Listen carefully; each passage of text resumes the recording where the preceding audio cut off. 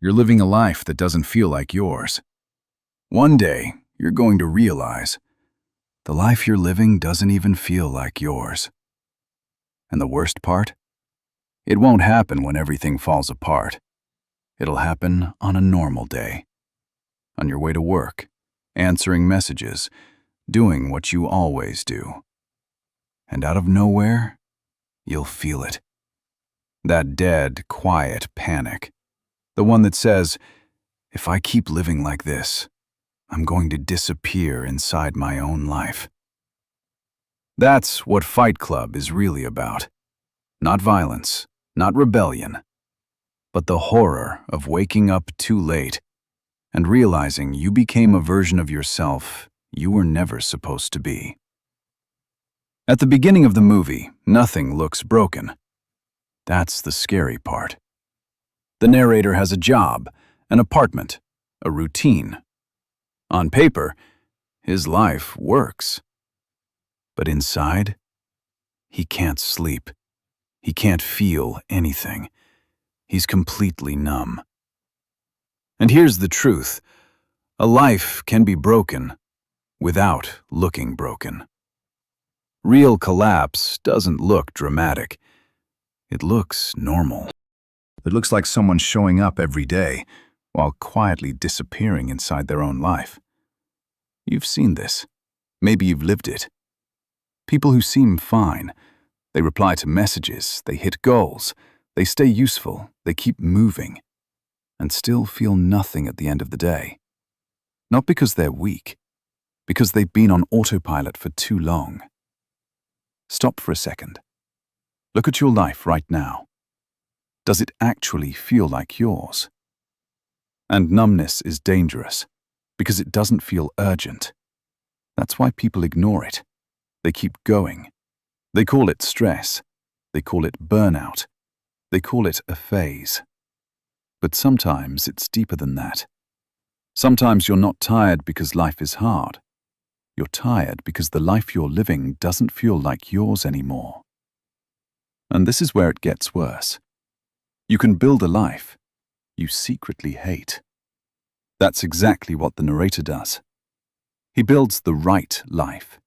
A good job, nice furniture, everything clean, everything organized, everything dead. And that hits hard. Because a lot of people aren't failing.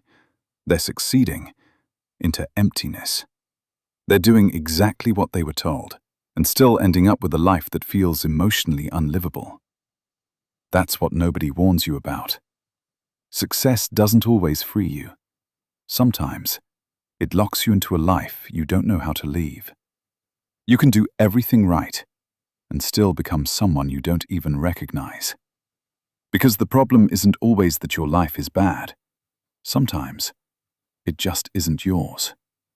You chose what was safe, what was approved, what made other people comfortable. And one day, you wake up inside a life you never actually chose. That's the trap. And most people don't notice it immediately, because the prison doesn't always look painful. Sometimes it looks successful. But here's where it gets darker. The part of you that you hide doesn't disappear. It waits. Tyler Durden isn't random. He is everything the narrator refuses to admit.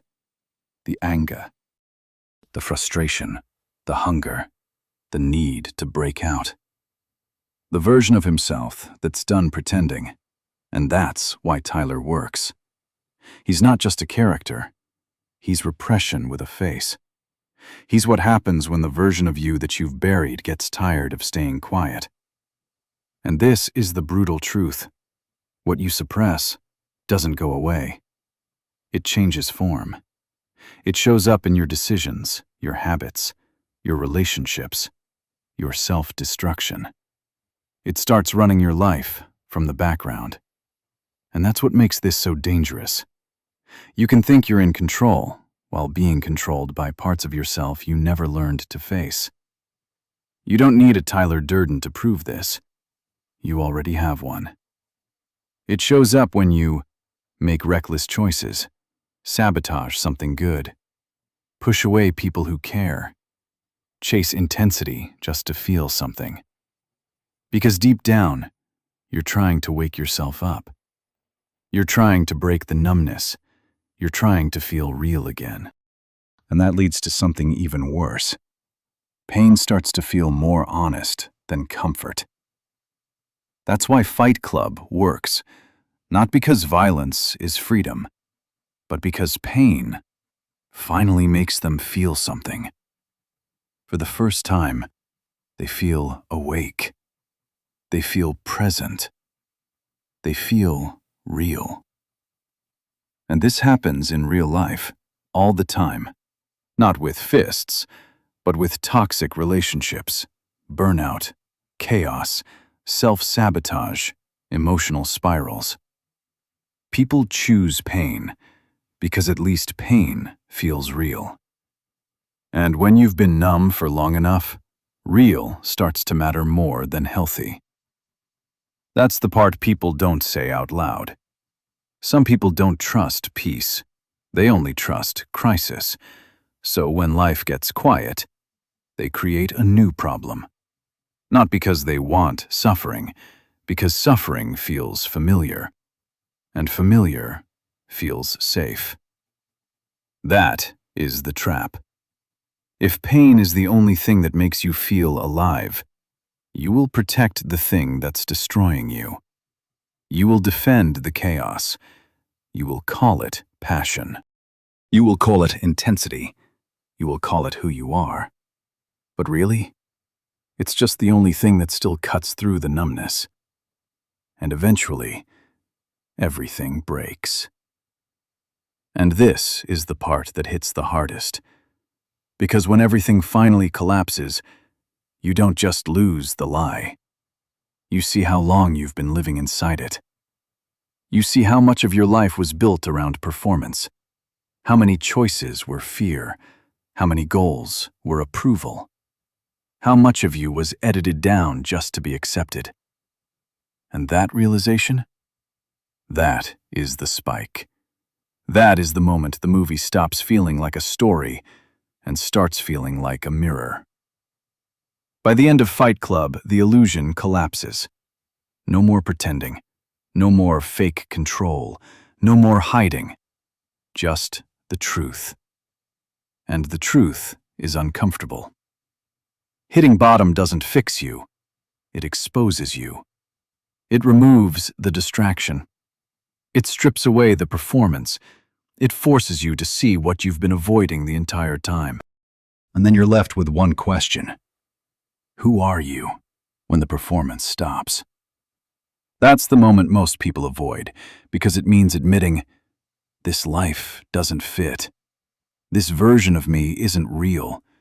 This path was never mine.